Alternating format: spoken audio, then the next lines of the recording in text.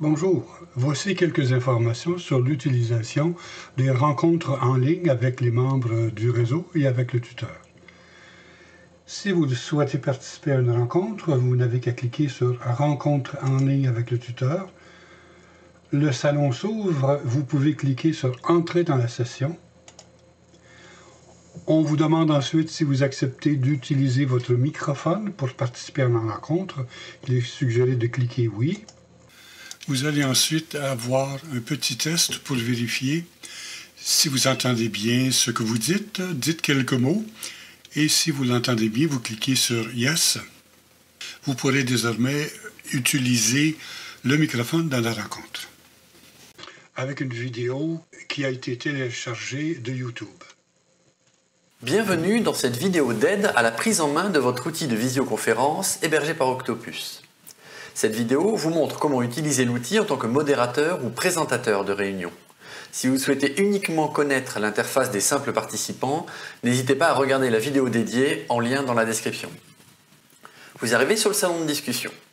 À droite, vous voyez la présentation par défaut, au centre le chat public et à gauche la liste des utilisateurs. Les modérateurs du salon ont un icône de présence carré. Les simples participants, un icône rond. Le présentateur, qui est un rôle particulier, a un icône carré bleu de présentation. Chaque participant a un icône qui représente sa présence dans le salon audio. Un micro vert signifie qu'ils entendent et peuvent parler. Un micro rouge signifie qu'ils entendent mais ont coupé leur micro. Un casque vert signifie qu'ils ont rejoint le salon uniquement en écoute. Les fonctions qui vont suivre sont accessibles à tous les participants du salon, sauf verrouillage par le modérateur, verrouillage dont on parlera un peu plus loin dans cette vidéo. Si vous souhaitez signifier aux autres participants votre état, par exemple si vous êtes confus ou content ou que vous souhaitez parler, vous pouvez associer un emoji d'état à votre profil en cliquant sur votre nom, puis sur définir le statut, et enfin sur l'icône choisie, par exemple lever la main. Un icône de main apparaît sur mon profil. Cela permet de s'exprimer sans déranger la conférence audio-vidéo. Pour échanger des messages texte avec les participants, utilisez la zone du milieu et entrez un message. Ce message est visible à tous les participants du salon. Vous pouvez échanger des messages texte avec un participant en particulier, en cliquant sur son icône, puis sur « Démarrer une discussion privée ». Les messages ainsi échangés ne sont visibles que de vous et du participant concerné.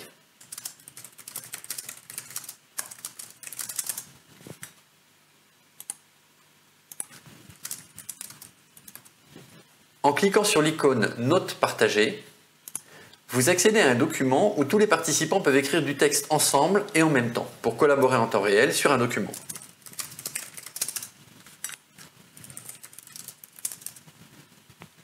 Ce bouton permet de réduire totalement la zone de gauche avec la discussion publique, les notes partagées et la liste des participants, faisant de ce salon une simple visioconférence. Le bouton « Micro » permet d'allumer ou d'éteindre votre micro. Nous vous recommandons de couper votre micro si vous n'avez pas l'intention de parler pendant longtemps afin d'éviter que les bruits parasites de votre environnement ne dérangent les autres participants. L'icône webcam permet de partager votre webcam. Cliquez dessus.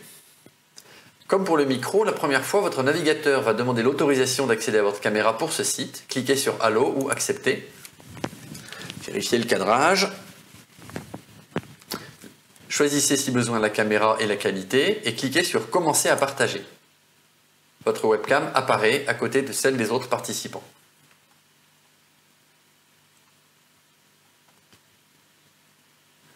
Vous pouvez choisir de réduire la présentation en cliquant sur ce bouton et de la réafficher en cliquant sur ce bouton. Vous pouvez aussi choisir la taille de chaque élément en cliquant et en déplaçant l'interstice entre les deux, ce qui permet d'avoir plus de présentation ou plus de webcam. Enfin, pour éteindre votre webcam, cliquez à nouveau sur le lien « Partage de la webcam ». Le modérateur est un rôle particulier. Il dispose du droit de gérer les participants et leurs privilèges. Par exemple, en cliquant sur l'icône d'un participant, vous pouvez retirer ce participant, il sera donc exclu du salon, le promouvoir comme modérateur, le définir comme présentateur. En tant que modérateur, il aura donc les mêmes droits que vous. l'autoriser à parler ou lui couper son micro. Vous pouvez faire cela avec tous les utilisateurs. Si un participant a affiché un emoji d'état, vous pouvez l'effacer,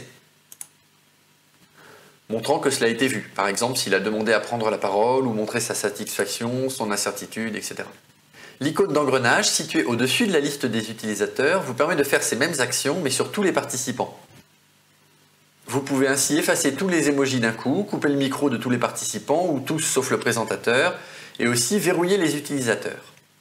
Ce verrou vous permet d'interdire l'utilisation de la webcam pour les autres utilisateurs, interdire aux autres participants de voir la webcam des autres participants, sauf les modérateurs, interdire de partager son micro, donc de parler, interdire les chats publics, interdire les chats privés, interdire la modification des notes partagées, qui sont alors réservées aux modérateurs et aux présentateurs, ou voir la liste des autres participants de ce salon.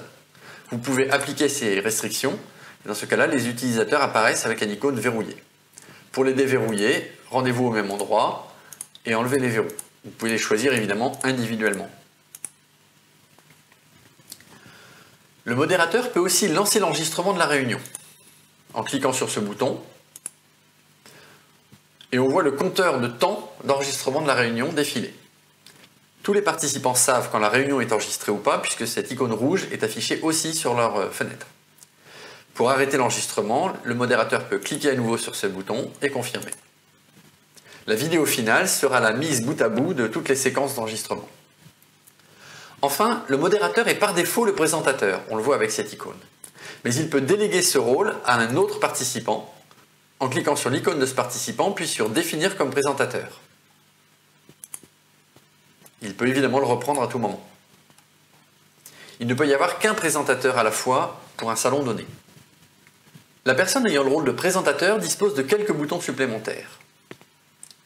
Ce bouton permet de partager son écran. En cliquant dessus, votre navigateur vous demandera quelle fenêtre de votre ordinateur ou quel onglet de navigateur vous souhaitez partager.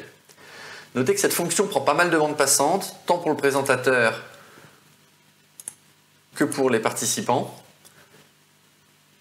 Donc là, on voit mon document, fenêtre de mon ordinateur.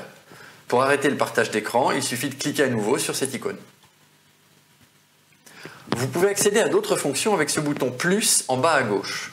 Le présentateur peut, grâce à ce bouton, lancer un sondage auprès des participants, afficher une présentation ou une vidéo externe. On va choisir de